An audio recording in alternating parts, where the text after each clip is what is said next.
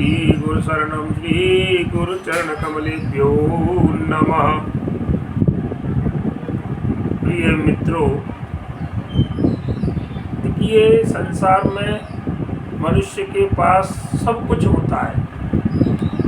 धन संपत्ति, जमीन जायदाद, सोना चांदी, ऐश्वर्य, पद प्रतिष्ठाएं, सब कुछ पा लेता है, लेकिन जब तक उसके पास उस संस्कार नहीं है, तो देखिए संस्कार ही चरित्र के निर्माण में सहायक होते हैं। आज का मुख्य प्रसंग है कि चरित्र निर्माण में, चरित्र को बनाने में और संस्कारों का क्या योगदान है, क्या महत्व है।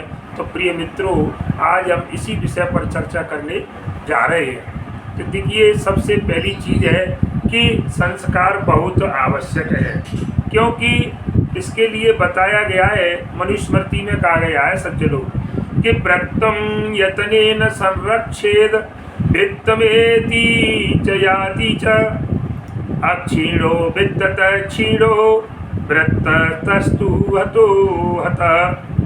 देखिए कहा गया है सज्जनों कि चरित्र की हमें व्रतम यतनेनम संरक्षित। व्रत मीन्स चरित्र और वित्त मीन्स धन। तो हमें अपने व्रत माने चरित्र की जो है और बड़ी सुरक्षा रखनी चाहिए, बड़ी हिफाजत करनी चाहिए, क्योंकि वित्तम येति याति च। वित्तम माने धन तो आता जाता रहता है, कभी मनुष्य के पास पैसा होता है, कभी नहीं होता। अमीरी गरीबी जो परमात्मा की इच्छा के ऊपर है, अपने कर्तव्य के ऊपर है। और इसके बाद बताए अक्षीणो वित्तत है क्षीणो। देखिए धन के नष्ट हो जाने पर, वित्त माने धन, धन के नष्ट होने पर मनुष्य नष्ट नहीं होता। अक्षीणो मनुष्य कभी नष्ट नहीं होता सज्जनों। लेकिन व्रतस्तु हतो हतः। लेकिन जब व्रत में चरित्र जब उसका चला जाता है, जब चरित्र नष्ट हो जाता है, तो वो व्यक्ति भी नष्ट, अर्थात उसका जीवन जीने का कोई अर्थ। इसके लिए गोस्वामी जी ने भी एक लाइन लिखी है कि बात गई जग में तुलसी तब होत कहा तन प्राण के राखे।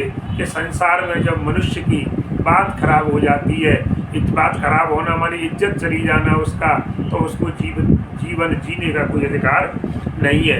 इसलिए सज्जनों, मेरा कहने का अर्थ है आज कि हमें अपने चरित्र की, इस प्रकार हम अपने घर में सोना चांदी हीरा मोती जवाहरात सब चीज़ की बड़ी सुरक्षा पूर्वक उसको रखते हैं तिजोरी के अंदर, उसी प्रकार हमें अपने चरित्र की उनसे ज़्यादा भी, प्राणों से ज़्यादा भी हमें अपने चरित्र का जो है प्रयोग करना चाहिए। तो सज्जनों देखिए, भारतीय संस्कृति में चरित्र और संस्कार ये दोनों का बड़ा व्यापक प्रचलन है। इसका ये शब्द दोनों ही बड़े विचित्र हैं। प्राचीन काल में जब बालक जो है देखिए विद्यार्थी के रूप में जब गुरुकुल में रहता है सज्जनों, तो शिक्षा प्राप्त करता है और वहाँ से विद्याधन के साथ, देखिए एक अकेली विद्या नहीं कि विद्या ही पढ़ करके आता है वो। जरा आप ध्यान से सुनिए, वहाँ पर देखिए विद्या के साथ साथ क्या, वहाँ पर उसको संयम सिखाया जाता है, नियम सिखाए जाते हैं, त्याग, तपस्या, धर्म, कर्म, आचार विचार, सत्य और परोपकार, ब्रह्मचर्य व्रत की और पालन की शिक्षा जो है वहाँ पर जो दी जाती है। देखिए एक चीज़ नहीं, पढ़ने मात्र से कुछ नहीं है कि हमने डिग्री प्राप्त करने, डिग्री से कुछ नहीं होता महाराज। संस्कार है तो संस्कार कॉलेजों में नहीं मिलते, संस्कार गुरुकुलों में, संस्कार अपने गुरुजनों के, अपने जो हमारे हमसे बड़े हैं उम्र में जो अनुभवी लोग हैं, उनसे हमें संस्कार प्राप्त होते हैं। इसलिए पढ़ाई के साथ साथ संस्कारी भी होना बहुत जरूरी है।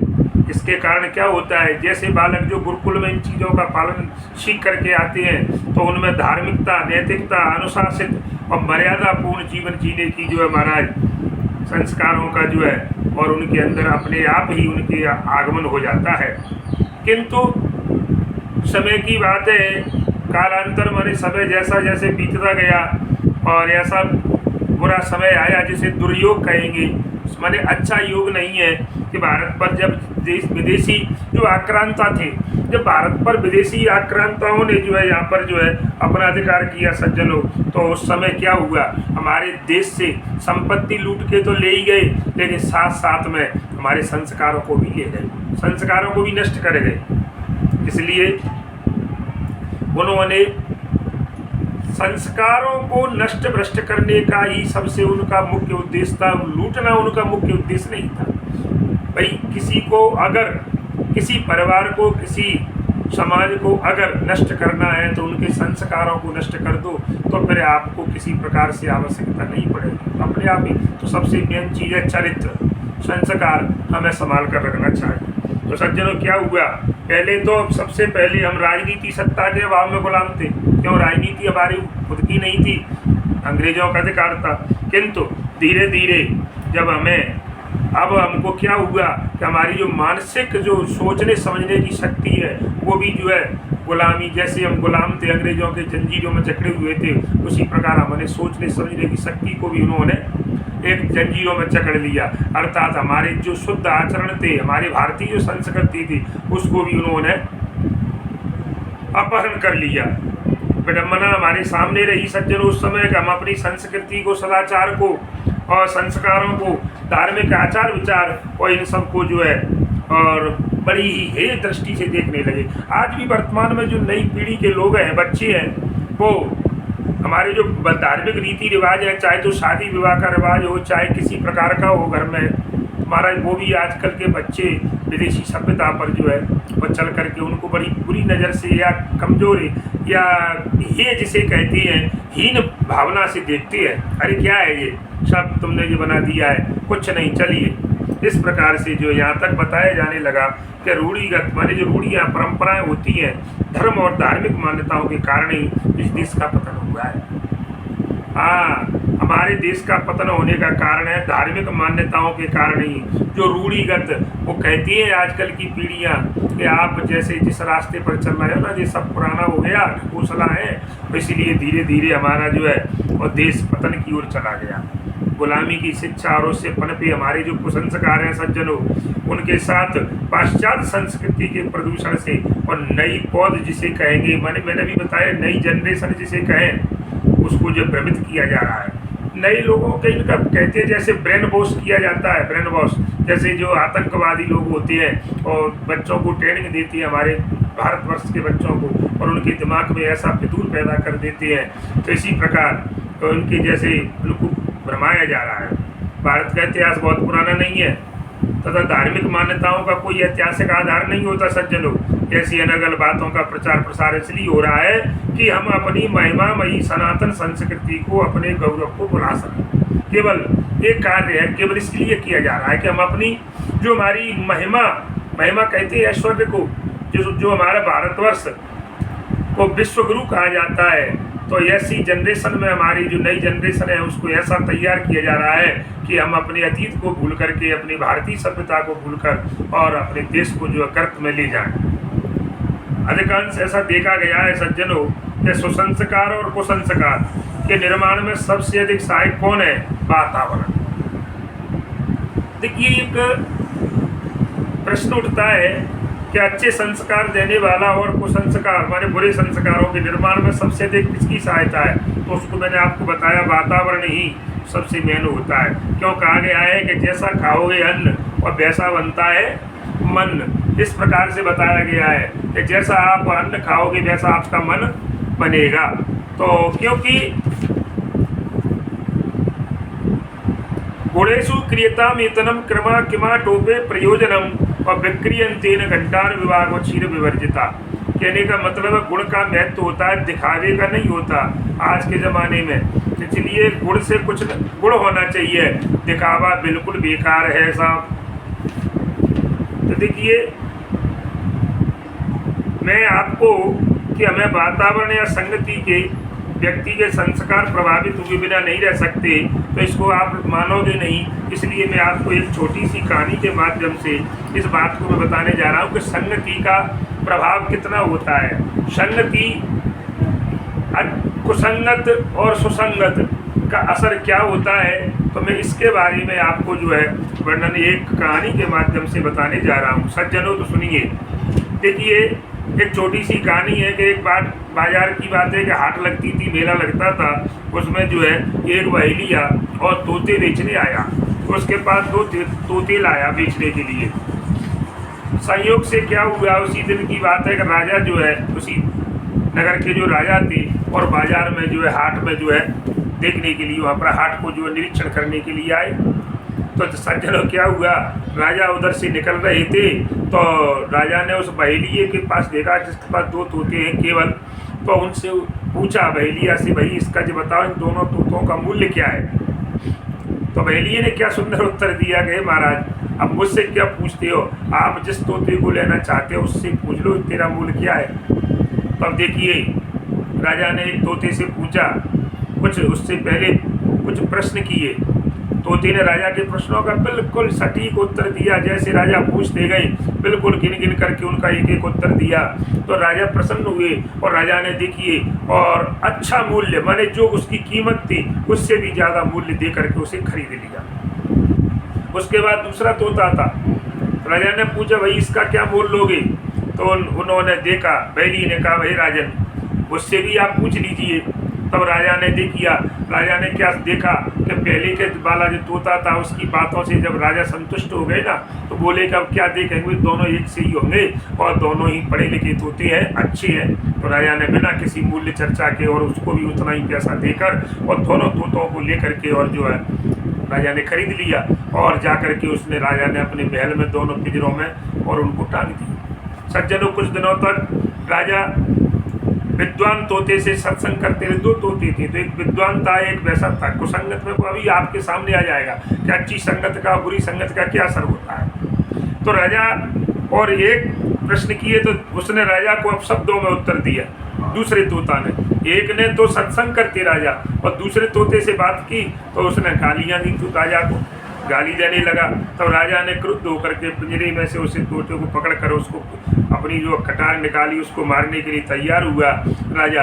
तब उस जो एक विद्वान तोता था पहले वाला, वो तोता जो राजा से कहने लगा, हे राजन आप क्यों मूर्खता कर रहे हो, इस तोते को आप क्यों मारते हो, इसका कोई दोष नहीं है, इसने कोई गलत काम नहीं किया आपके साथ गाली दे करके, क्योंकि उसका कारण है। देखिए गवासनानाम सश्रणोति वाक्यम महम गिराजनम वचनम मुनीनाम न चास्य दोषो न च मद गुणो वा संसर्गजा दोष गुणा भवन्ति। देखिए महाराज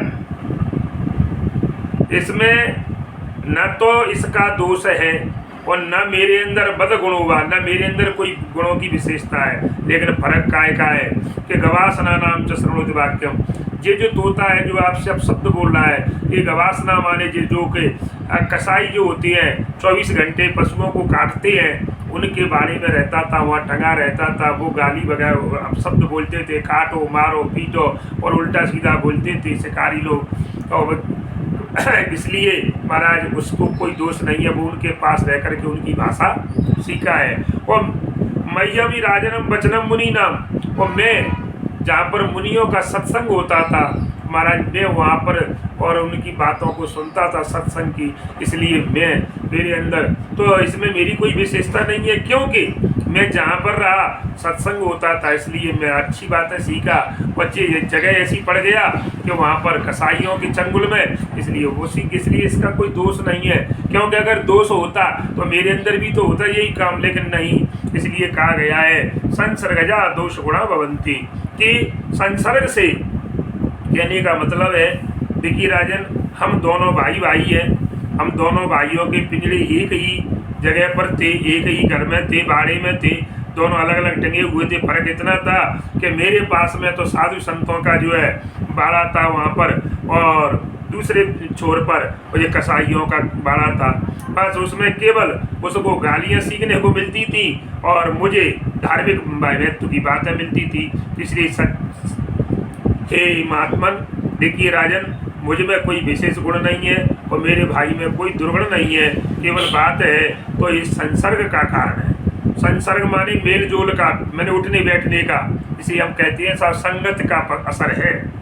इसलिए हमारे दोनों के स्वभाव में भिन्नता है, क्योंकि जैसी संगति की है वैसा ही तो असर आएगा। ऐसा सुन करके महाराज उस तोते की बात को और राजा ने सुनकर दुष्ट प्रकृति के तोते को पिंजरे से उड़ा दिया, कि मारा नहीं और उसको केवल वहाँ से उड़ा दिया कि चलो दुष्ट को यहाँ रखने से कोई क्यों सबको बिगाड़ेगा। तो देखिए सज्जनों एक कहानी बड़ी छोटी है, लेकिन इससे हमें सीखने को मिलती है शिक्षा कि हमें अच्छे लोगों के साथ, सज्जन व्यक्तियों के साथ उठना और बैठना चाहिए। लोग कहते हैं साहब सज्जन कैसे होती है, सज्जनों की पहचान होती है। रामचरितमानस में भी तो बताया है, संत असंत, चाहे तो संत कह लो असंत कह लो, संतों को सज्जन कह लो असंत। और सज्जन कोई ये नहीं है वेशभूषा की नहीं, जिनके आचरण अच्छी है, जैसे हम कहते हैं जिनके आचरण अच्छी है और उन्हीं को संत कहा जाता है। जो परोपकारी लोग होते हैं, जो दूसरे को दुख को देख करके दुखी होती हैं, ऐसे लोगों को संत कहा जाता है। दूसरे के दुख को देख करके और जो प्रसन्न होती हैं वो बस वो संत है। एक साधारण सी बात है। तो इस संस्कारों के निर्माण की और उनकी प्रबलता की बात यहाँ पर स्पष्ट होती है सज्जनों। किस मनुष्य में कितने कुसंस्कार हैं, इनकी पहचान उसके और कदाचारी मित्रों को देख करके की जा सकती है कि इसके साथ रहने वाले लोग कैसे हैं। यदि संग दोष के कारण बालक झूठ बोलना सीख गया है तो उसे झूठ बोलने से रोकने के लिए अधिक प्रयास करना पड़ेगा। देखिए, अगर अपने आप सीखा है कोई व्यक्ति तो उसको जल्दी सुधारा जा सकता है, लेकिन दुष्टों के संग में रह करके कोई बालक गलत काम सीख गया, झूठ बोलना सीख गया या कोई गलत कार्य करना सीख गया तो उसको सुधारना बड़ी मुश्किल, क्योंकि वो उसके जहन में उतर जाती है बात। इसलिए उनके बारे में बताया गया है सज्जनों कैसे कि मनुष्य में किस दोष से अवगुण का आरंभ होता है, किसके दोष से किस अवगुण का आरंभ होता है। इस संबंध में एक सुंदर उक्ति बताई गई है सज्जनों कि दुश्शीलम मात्र दोषेण पितृ दोषेण मूर्खता और स्वेरत्वम संगदाशेणम दार दोषेण दरिद्रता। देखिए, मनुष्य में अगर माँ की कमी है, बालक के अंदर माँ की कमी है, माँ गलत है तो उसके दोष दुश्शीलता बच्चे के अंदर आ जाती है, फिर वो किसी की सुनता नहीं है। माँ का लाड़ प्यार बच्चे को बिगाड़ देता है।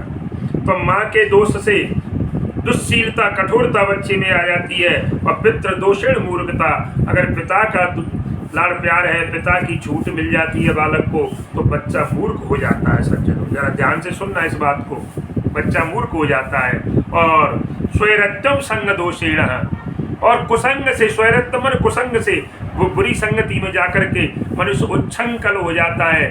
और दार दोषी, दारा माने पत्नी, अगर पत्नी का ज्यादा दोष माना गया है, पत्नी के दोष से और दरिद्रता आती है। ध्यान रखना, ये चार चीजें मनुष्य को जो है दरिद्रता की ओर पत्नी ले जाती है मनुष्य को। इस प्रकार मनुष्य के चरित्र निर्माण में और जो तत्व माने गए हैं महाराज, उनमें संस्कार एक सबसे पहला तत्व है। मनुष्य के हृदय में जो भाव उठते हैं वे 6 भावों में से हमें दिखाई देते हैं, जिसे अपन कहते हैं परिलक्षित होती है। जैसे वचन, बुद्धि, स्वभाव, चरित्र, आचार तथा व्यवहार, ये 6 बातें हैं जिन बातों से और मनुष्य के हृदय में जो भाव तैयार होती हैं। चरित्र शब्द सामान्य रूप से व्यवहार, आदत, चाल चलन और स्वभाव आदि का वाचक है। अगर कहें कि चरित्र क्या है, चरित्र से देखिए मनुष्य के व्यवहार का, आचार विचार का, स्वभाव का ये द्योतक होता है।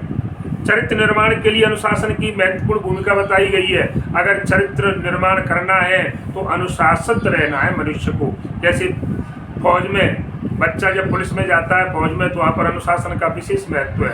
अनुशासन अगर थोड़ी चूक हो जाती तो उसको इतना कठोर दंड दिया जाता है कि वो कई दिनों तक याद रखता है। तो प्राचीन काल में बताया गया है कि अनुशासन को संयम और मर्यादा भी कहा जाता था। अब हम उसे अब अनुशासन कहते हैं। पहले संयम, मैंने भी बताया आपको कि संयम ये नियम सब सिखाए जाती हैं, सब संस्कार ये गुरुकुलों में होता है। भगवान श्री राम को देखिए, आप श्री कृष्ण को देखिए, गौतम बुद्ध को देखिए, महावीर को देखिए, गुरु नानक जी को, गोविंद सिंह को, ये सभी का जो जीवन चरित्र है महाराज आत्म संयम की दीवार पर खड़ा हुआ है। केवल इनका जो चरित्र है, व्यक्ति कहते हैं आत्म चरित्र जो है आत्म संयम की दीवार पर है।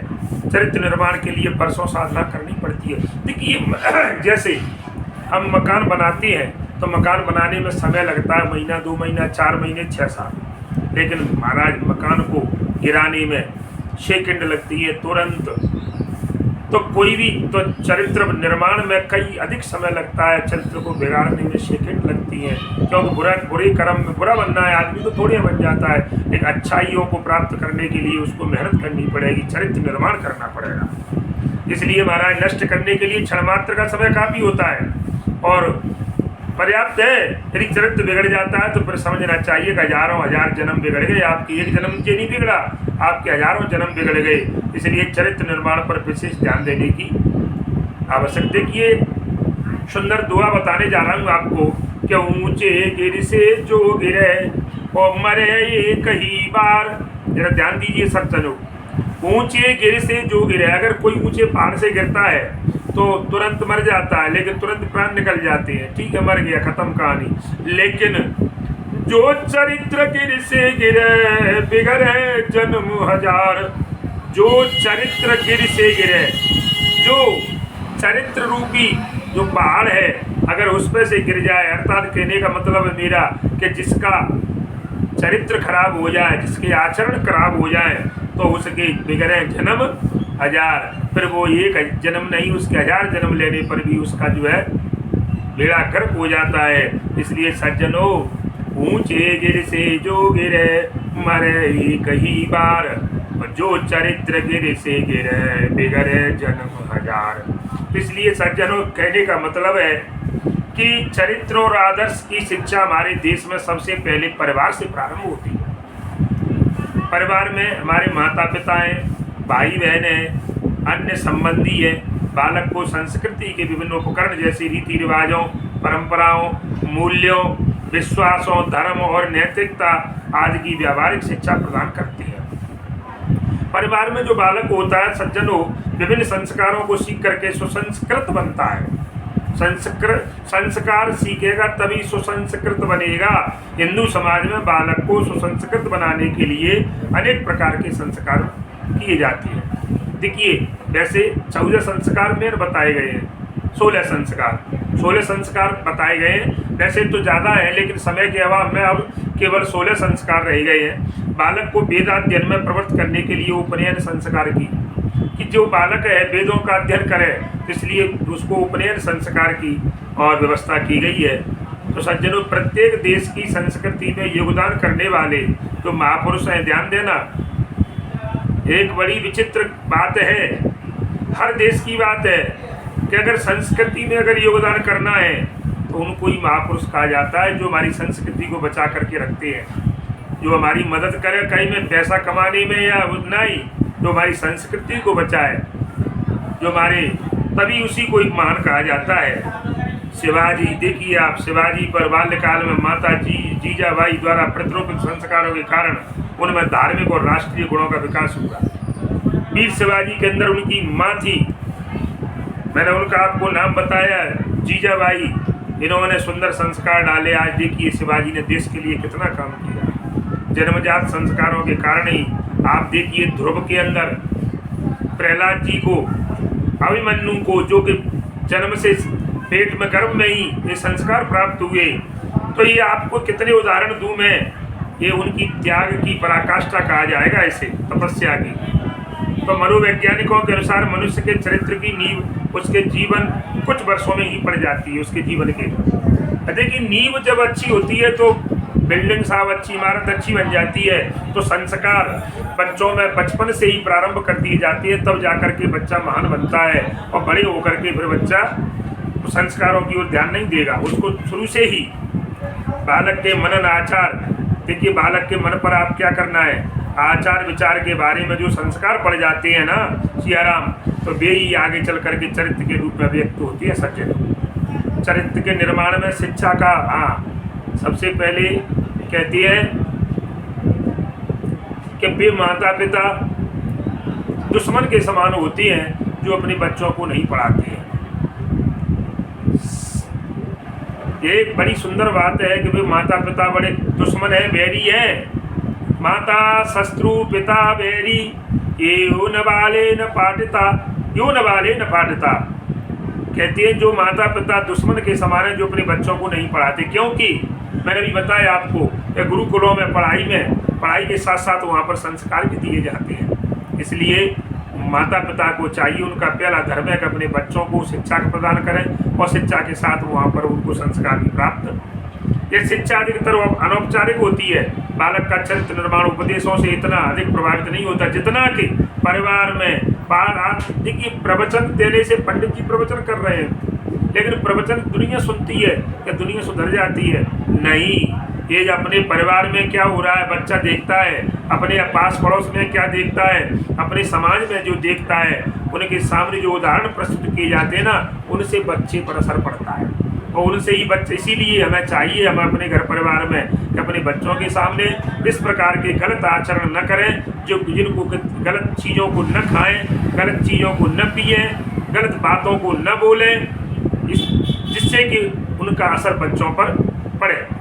कहने का मतलब है, जो तत्व को जानने वाले लोग हैं वो उनको निरंतर उनका ये धारणा बताई गई है कि सूक्ष्म शरीर अंकित होता रहता है और सूक्ष्म शरीर पर अंकित होने वाले कृत्य ही संस्कार बनते हैं, जो अवचेतन के मन के माध्यम से मनुष्य के मन और मनोवृत्ति को प्रभावित और नियंत्रित करने के साथ साथ उसे निर्देशित भी करते हैं कि आगे तुम्हें क्या करना है। वो आगे चल करके संस्कारों की यही दृढ़ता चरित्र में बदल जाती है। मनुष्य का स्वभाव तो सहजात होता ही है सज्जनों, किंतु चरित्र और अर्जित किया जाता है। चरित्र तो कमाया जाता है, चरित्र मिलता नहीं है।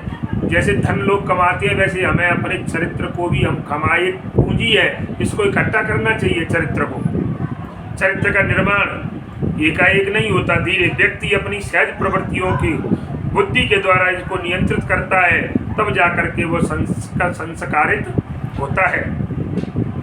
प्रिय मित्रों, इसके बाद में स्वभाव के उपादान से चरित्र निर्माण को ही हम नैतिकता कहते हैं। आपको पूछा जाएगा, मैंने भी उनको पॉइंट बताए थे कि नैतिकता, राजनैतिकता, तो मनुष्य के चरित्र का देखिए बताया स्वभाव के उपादान से, और संस्कार करता है उसे चरित्र निर्माण को नैतिकता कहते हैं। मनुष्य के चरित्र का प्रदर्शन व्यवहार रूप में होता है, व्यवहार चरित्र का बाहरी रूप है, दोनों एक दूसरे को प्रभावित करते हैं। और नीति शास्त्र की दृष्टि से चरित्र जीवन में सबसे अधिक महत्व की चीज होती है। यदि आज हम अपने बालकों को वेद वर्ण संस्कार के विधि के अनुसार अगर सुसंस्कृत करें सज्जनों, तो बालक महान बन सकते हैं। हम देखिए एक बड़ी अच्छी बात बताई गई है सज्जनों कि अगर वेदों के बताए अनुसार अगर हम अपने बच्चों को सुसंस्कृत करें तो हमारे बालक महान बन सकते हैं, अपनी मर्जी से नहीं, वेदों के अनुसार। किंतु बड़ी विडंबना है सज्जन कि राम जी भी, अच्छा राम जी क्या नहीं जानते थे, क्या नहीं जानते थे? जब उनके द्वारा संसार को उत्पन्न किया जाता है, संसार के चर के स्वामी है, तो वो क्या, लेकिन नहीं, वो भी जो है गुरु गृह पढ़ न गए रघुराई, वो भी गुरु जी के पास और पढ़ने के लिए गई थी। क्योंकि ये पता है, इससे हमें शिक्षा मिलती है कि जब परमात्मा स्वयं श्री राम जी सरकार जब भगवान होकर के भी खुद पढ़ने जाते हैं, तो हम अपने बच्चों को क्यों न पढ़ने पहुँचे? क्योंकि फर्क ये है, वो ईश्वर थे तो अल्पकाल सब विद्या पाई, थोड़े समय में, लेकिन हमारे बच्चे हैं तो जब उनको आप प्रतिदिन इस प्रकार की जो वातावरण में डालेंगे तो वो भी एक दिन जो है, देखिए मनुष्य से ही, मानव से ही और भगवान बनता है, पता नहीं, लेकिन बनेगा जब उसका, जैसे आप राम जैसे, कृष्ण जैसे आपके अंदर चरित्र आ जाएंगे तो आप भी राम कृष्ण बन सकते हो। तो लेकिन हमारी विडंबना क्या है, आज जब माता पिता ही जब हमारे संस्कारहीन हो गए हैं, देखिए साहब संस्कार शून्य बताए गए हैं। आजकल खान पीन, उठना बैठना, बोल चाल, ये सब संस्कारहीन बताए गए हैं, तो फिर बालकों के सुधरने की आशा कैसे की जा सकती है? जब माता पिता ही संस्कारों से अलग होते जा रहे हैं तो बालकों को सुधारने की क्या गारंटी है, कैसे सुधरेंगे? कहने का मतलब है किसी भी मनुष्य के चरित्र निर्माण के दो आधार बताए गए हैं। चरित्र बनाने के लिए दो जरूरी चीजें हैं साहब। नंबर एक है सत्संगति और दूसरा है सुसंस्कार। यदि संस्कार पूर्व जन्म के सत्कर्मों को अर्जित संपत्ति बताई जाती है तो सत्संगति वर्तमान जीवन की दुर्लभ विभूति बताई गई है। इन दोनों बातों को बड़ा याद रखना। संसार में चरित्रवान व्यक्ति समाज की शोभा है। जो चरित्रवान है, जिसके आचरण सही है, वो समाज के अंदर सिरमौर होता है, समाज उसको कंधे पर उठाता है। सद्व्यवहार का जीवन में उतर आना ही सच्चरित्रता है, इसलिए संस्कार के द्वारा तराशी गई। देखिए महाराज, संस्कार से क्या होता है? संस्कार के द्वारा तराशी गई पत्थर की मूर्ति के विषय में किसी शायर का कथन बताया गया है। एक शायर ने एक बताई गई है कि तराशा गया पत्थर भी और खुदा बन जाता है महाराज। देखिए एक पत्थर रास्ते में डला हुआ है, लोग पत्थर पैर मारते हैं, ठोकर से चले जाते हैं, लेकिन जब उसी पत्थर को और कारीगर के द्वारा और उसको जो है मूर्ति बना दी जाती है और फिर ब्राह्मणों के द्वारा उसको वेद मंत्रों से अभिमंत्रित करके उसको मंदिर में उसकी प्राण प्रतिष्ठा करा दी जाती है ना, तो सज्जनों वो भगवान बन जाता, लोग उसको पूजते। क्या थे ये? संस्कार थे। रास्ते में डाला लेकिन उसको संस्कार मिले, अच्छे कारीगर के हाथ पड़ा, फिर विद्वानों के संपर्क में आया। इसलिए महाराज अस्माति याति देवत्व महदपि सुप्रतिष्ठित, मैंने बताया अस्माति याति देवत्व, अस्माति माने पत्थर, पत्थर भी देवता बन जाता है कब? महदपि सुप्रतिष्ठित, जो महान व्यक्तियों के संपर्क में आ जाता है। तो यहाँ पर एक शायर की बात बताइए कि बुतो शाबाश, दुनिया में तरक्की इसको कहते हैं, न तरसे थे वो पत्थर थे जो तरसे दो खुदा निकले। इसलिए कहने का मतलब है कि पहले पत्थर, लेकिन पत्थर में से खुदा बन गए। इसलिए महाराज मेरा सबसे अनुरोध है कि चरित्र के निर्माण में संस्कार ही सबसे प्रमुख है। उसी के साथ जय श्री राम, जय हनुमान।